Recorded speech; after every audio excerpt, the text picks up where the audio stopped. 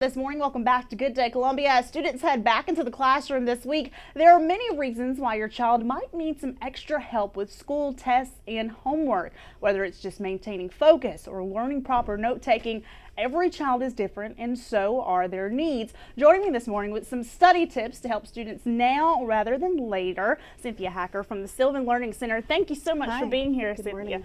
Now, we have kids going back to school all this week. Some of them are still stuck in that summer rut, and it's like, how do we get students to think about the school year, really focus, and get ready to have a great, successful year? Okay, well, I think first a good positive attitude is always good.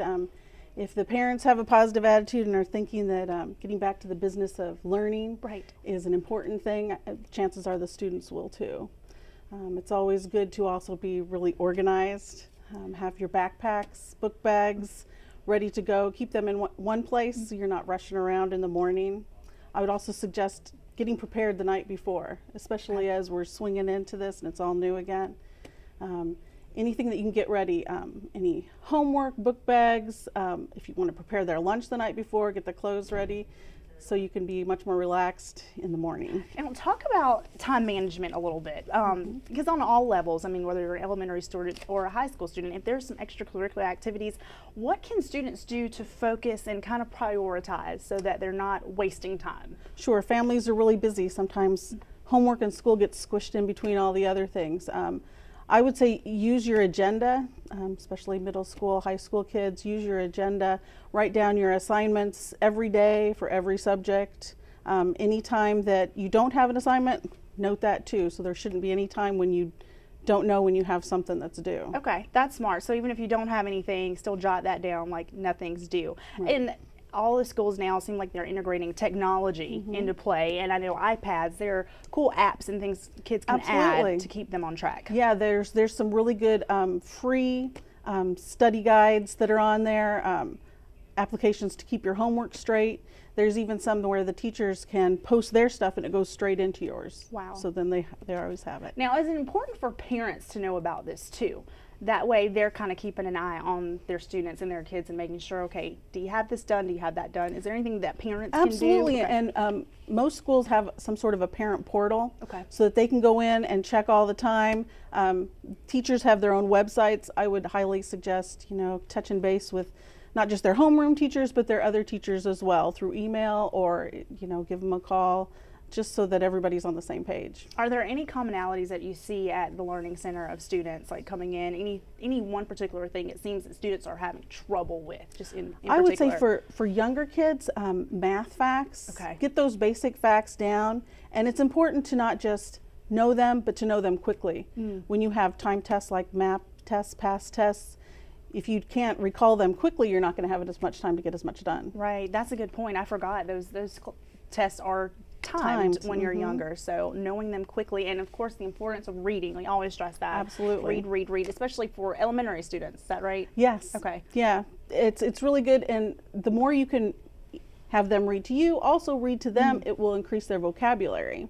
Because even if a student, can read fine, if they don't do it, they're not going to have as high a vocabulary as somebody who actually reads books. And again, is that inside and outside of the classroom? Absolutely. So at home as well. Yes. All right, some great tips, folks. We're going to stick around here with Miss Cynthia. When we come back, we're going to talk more organization and just things that you can do to keep your kids on track. We know you're getting geared up and going back into the classroom. We want everyone to have a successful school year. Stay with us. We'll be right back in just a bit. We'll try my best, Tyler, and I hope all the kids going back to school will do the same as well. Watch Fox here, helping you get prepared for the new school year, folks.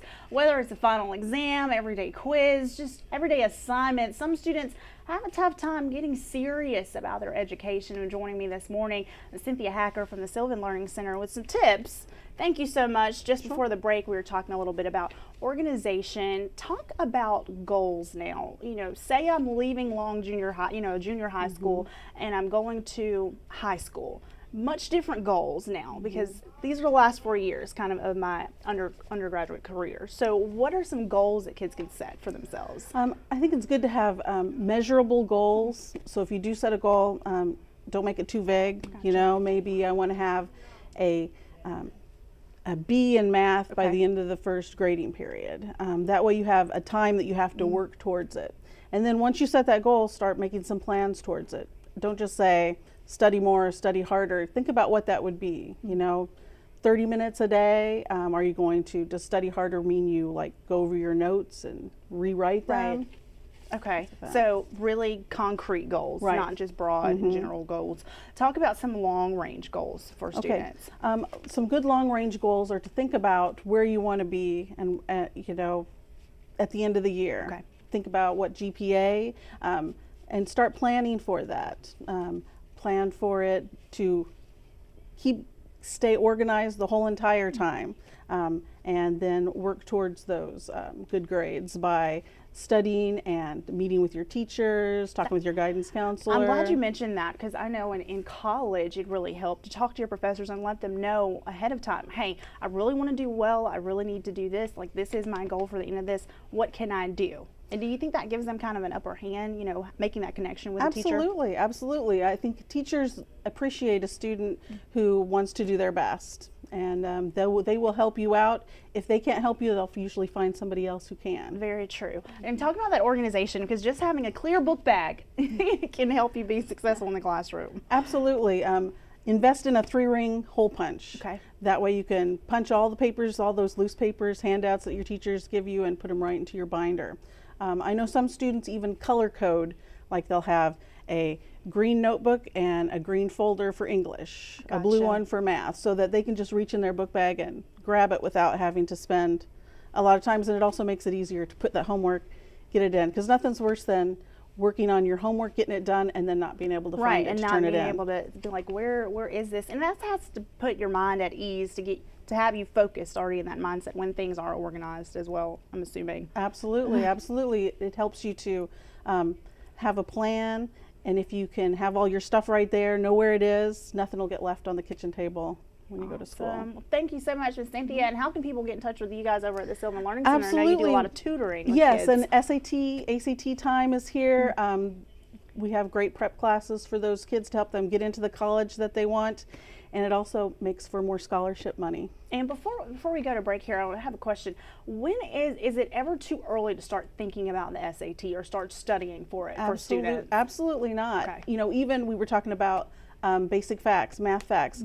Knowing all that stuff really will help you out, and that being able to have good time management skills helps you to take those tests. Very true. So it's not too early, folks. Your elementary students can even start reading and learning those math facts to be prepared. Good study habits now. Absolutely. Thank you so much, Thank Cynthia, you. for stopping by with some study tips, folks. WACH getting ready. We're back to school. Stay with us. More Good Day on the way.